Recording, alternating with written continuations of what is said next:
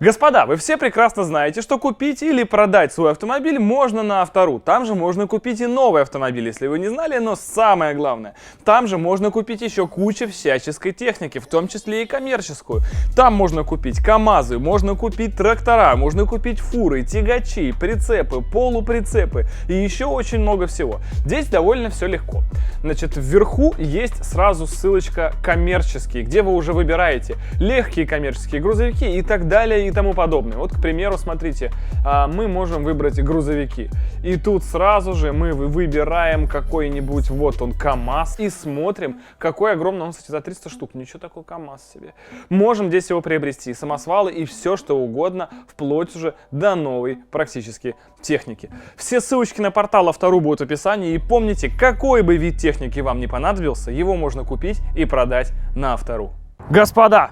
Наконец-то, с нескрываемой радостью мы делаем очередную серию по грузовому проекту. У нас сегодня КАМАЗик. Когда едешь делать что-то с грузовиком, это всегда особые эмоции, потому что это совершенно другая мощность, другие ощущения. Это всегда особый кайф против легковых автомобилей.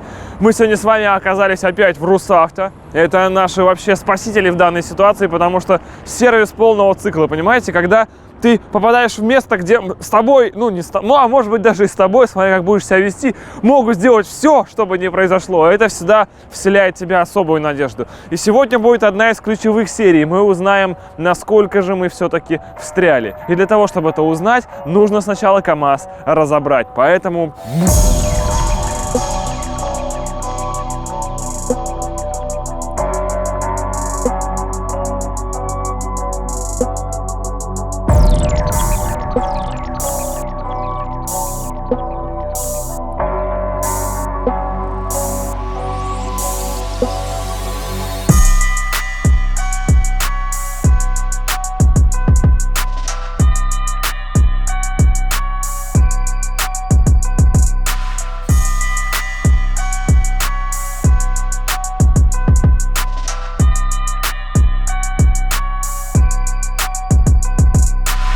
Итак, господа, вторая серия проекта. После того, как куплен новый двигатель, появилась рулетка.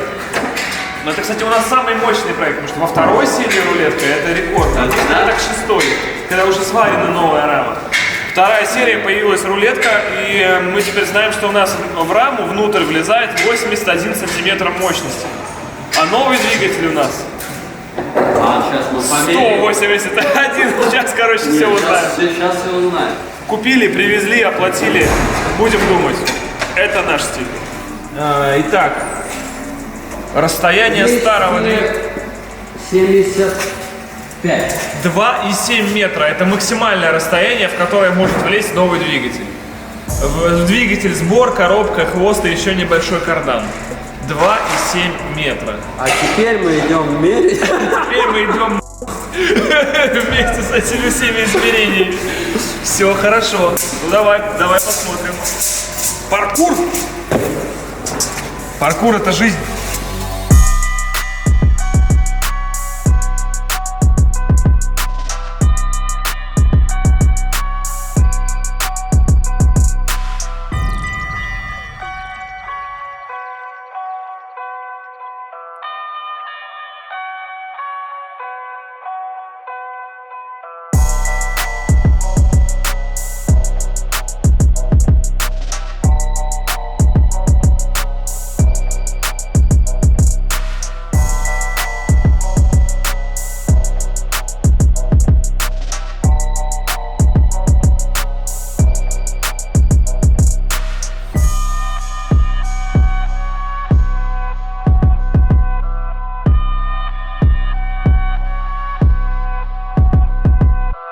Так, по сути нам нужно замерить, получается, всю вот эту длину, потому что, кассета радиков, допустим еще, да?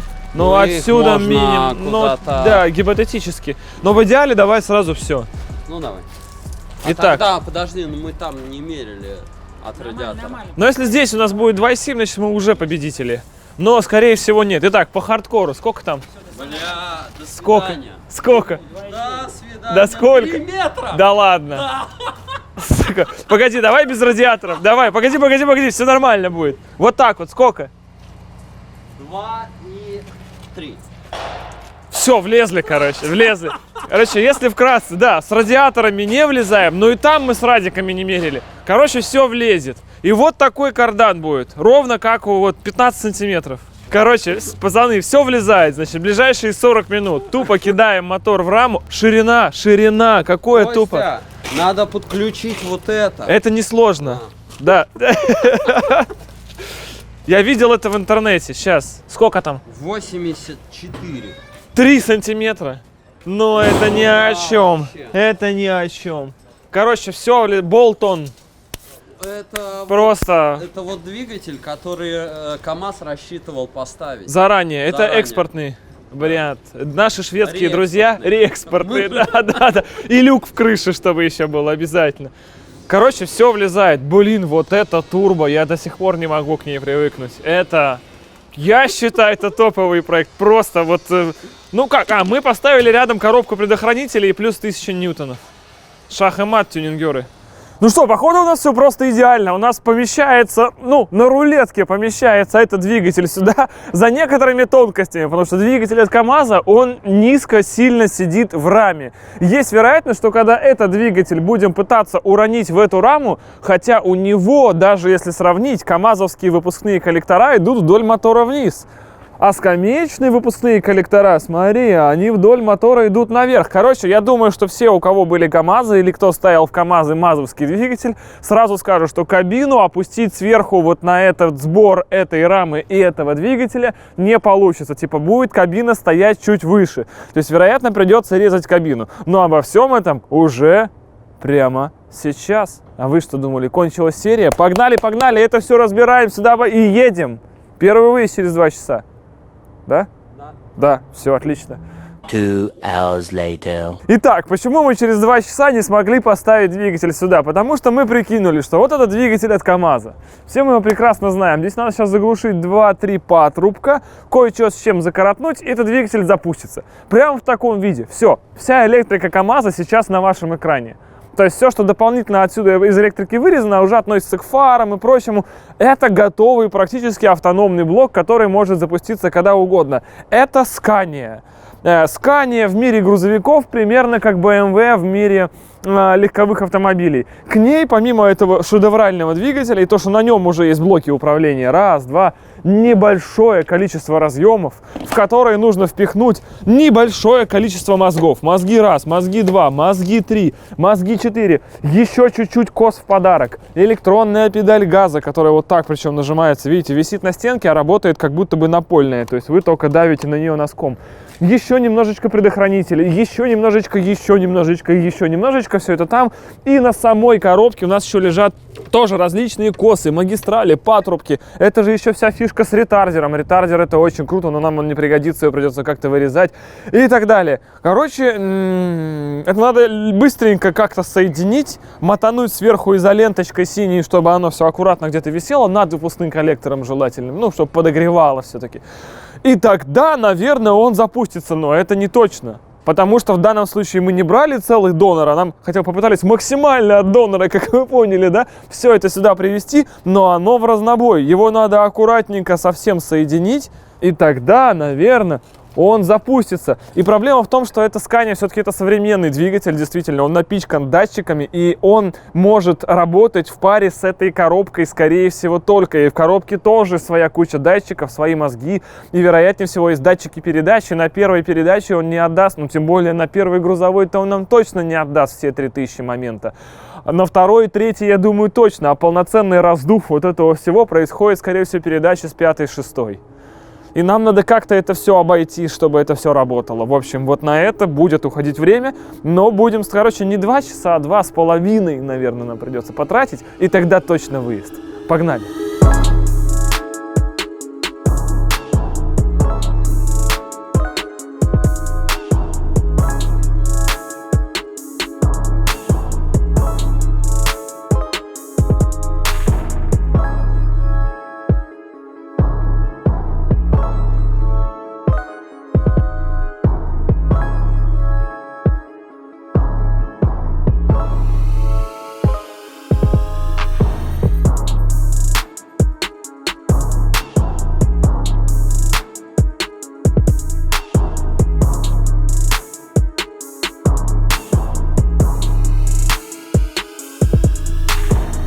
И как обычно от веселого начала, где мы все таки разбираем машину, где у нас все еще такая история начинается, мы все такие успешные, сейчас поставим мотор, поедем.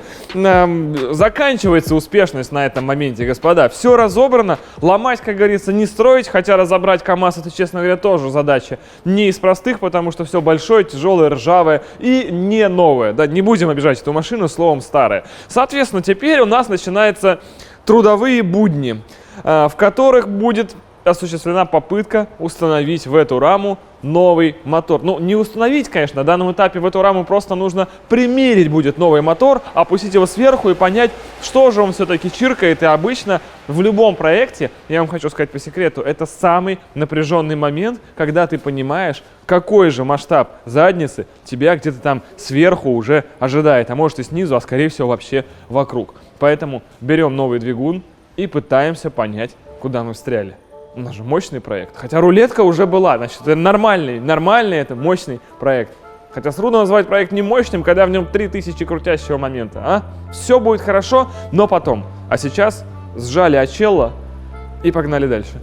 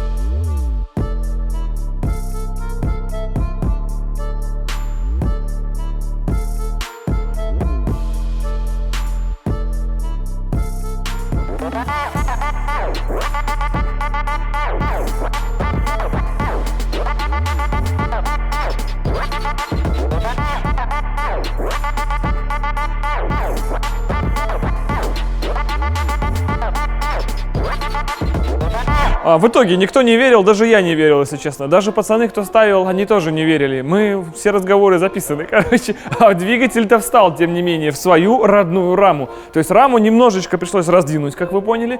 Но, собственно, это оказалось в масштабах данного сервиса, оказывается, не проблема. Я был в шоке, причем рама не резалась при этом, она просто нагревалась, раздвигалась. И если человек не сведущий в КАМАЗах, он даже не поймет, в чем, собственно, различие. А различие получилось исключительно в том, что передняя часть стала чуть шире, а заднюю часть, вот даже по лежащей на ней пыли, видно, нас пока вообще никак не интересует, и мы ее не трогаем. И на данном этапе у нас что? Получается, двигатель стоит практически так, как должен быть. Возможно, будут еще некоторые изменения в связи с тем, что он может уйти ниже, если компоновка позволит, там кое-чего позже расскажу. Коробка передач на своем месте, в креплениях, траверса у нее новая присутствует. Все это, опять же, на КАМАЗовской раме. Пока что у нас минимум инородных тел, но нам не хватает самого главного, оригинального тела, которое делает из этого вот шасси КАМАЗ. Это его кабина. И здесь у нас будет чудовищная проблема, потому что я уже навскидку вижу, что родной мотор, он был высотой, ну, где-то вот такой вот, наверное. А этот высотой, ну, не такой, как вы понимаете, плюс еще должен быть зазор. Вот, то есть кабина, она просто... У меня фара будет вот на этом уровне, а это все будет торчать снизу, да. Это хороший вариант, если вы на каком-нибудь другом канале. Но нам все-таки придется сделать так, чтобы кабина как-то... И налезла сюда. Она практически, я думаю, будет также налезать. Еще и на движении, чтобы при этом она не соскакивала вместе со мной. Сейчас будет примерочка кабины.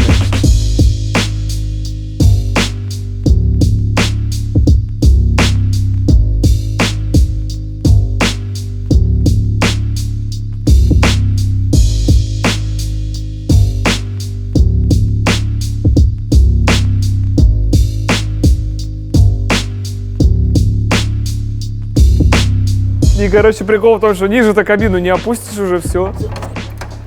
О, капотик-то, да, действительно. Но выглядит неплохо, как я и говорил. Вообще, практически сток. Ну, на самом деле, его сдвинуть назад. даже если мы двинем, даже если бы он оказался там, где мы примеряли бы в прошлый раз, то поддон, я смотрю, все равно бы не влезло. То есть это, Влезло бы.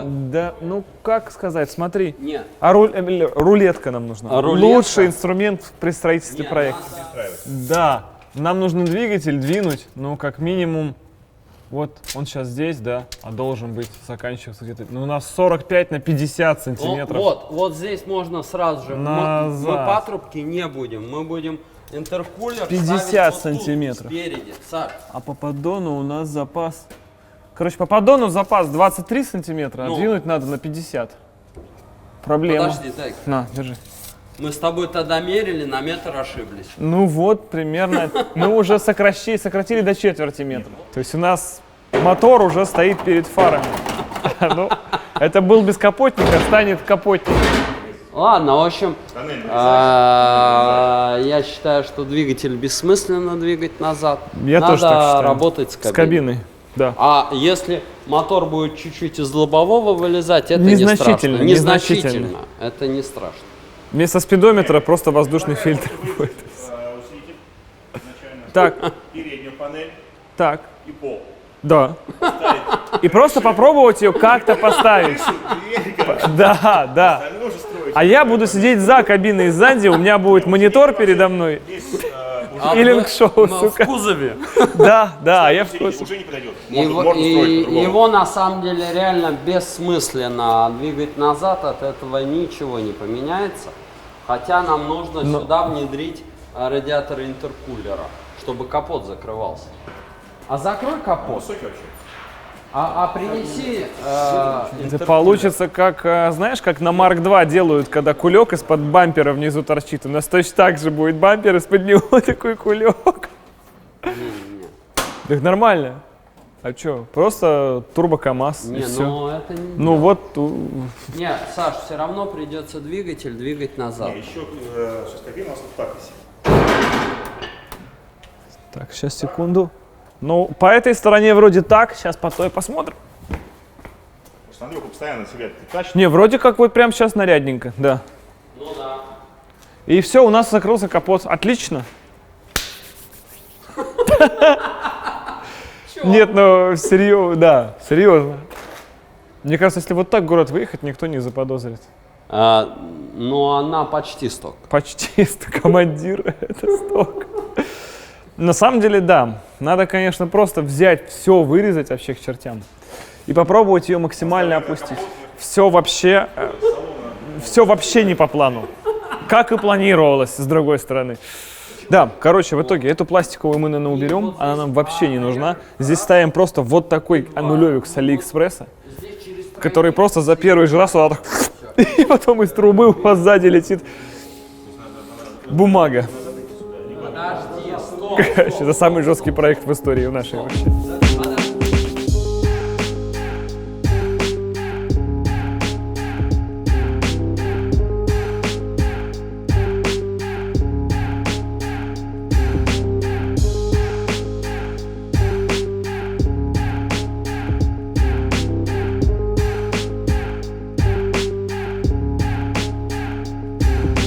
Итак, несмотря на абсурдность всего, что происходило в этой серии, проекта тем самым движется. Я сам был уверен в том, что это невозможно, и мы столкнемся с какими-то невероятными трудностями. Но мы с Владом ни с чем не столкнулись, потому что уехали. А пацаны, они не подвели, кстати. Вот тот случай, когда прям ребята делают невозможные, казалось бы, вещи, потому что это родная камазовская рама, в которую встал мотор от Scania, и на него села родная камазовская кабина. Дальше это нужно все обварить, организовать пространство в салоне так, чтобы у меня куда-то еще помещалась нога и нажимала на газ. И в целом эта серия показывает то, что невозможное возможно. Даже на стадии комментариев того, что мы придумали, когда показывали в прошлой серии, все говорили, что это не получится никогда. А оно получается. Конечно, мы не знаем, что будет в конце. Я до сих пор, честно говоря, не верю, что это куда-то поедет и будет адекватно. Но в это просто не верится. Но оно происходит с нами в этой долбанной жизни. И Вадим даже еще не жалеет, хотя иногда и звучат фразы, что вот это все, даже не жалеет, что взялся. Но будет, когда в какой серии будет фраза, что это мой последний вот такой проект, все, больше я такую хрень делать не буду. Не будет. То есть ты готов? Буду еще больше делать. То есть мы разработаем сейчас какое-то предложение для людей, которые хотят свапать в КАМАЗы такие двигатели. Конечно, это надо перевести в штатную комплектацию. КамАЗ 1000 сил. Ну и недорого. Не, ну хоть песок будет быстро доставлять. В общем, мне стране. вот в этот раз мне Страна реально... большая, надо Ну, быстро возить. моторы тоже должны быть, соответственно, большие. Да, чтобы доставочка в Иркутск была отсюда, прямо с карьера в Мяглово. В общем, мне в этот раз реально как-то повезло с достаточно отмороженным сервисом, с отмороженным руководством и действительно отмороженными и действительно рукастыми слесарями. Ну прямо все складывается настолько идеально, что поворачивает вспять все законы логики. Спасибо вам всем огромное, что смотрите эту серию, этот проект. В следующей серии у нас... Надо делать первый выезд. Надо обязательно. Все, это конец. Все, Это конец. я пошел. Да. Всем вам огромной удачи. И пока.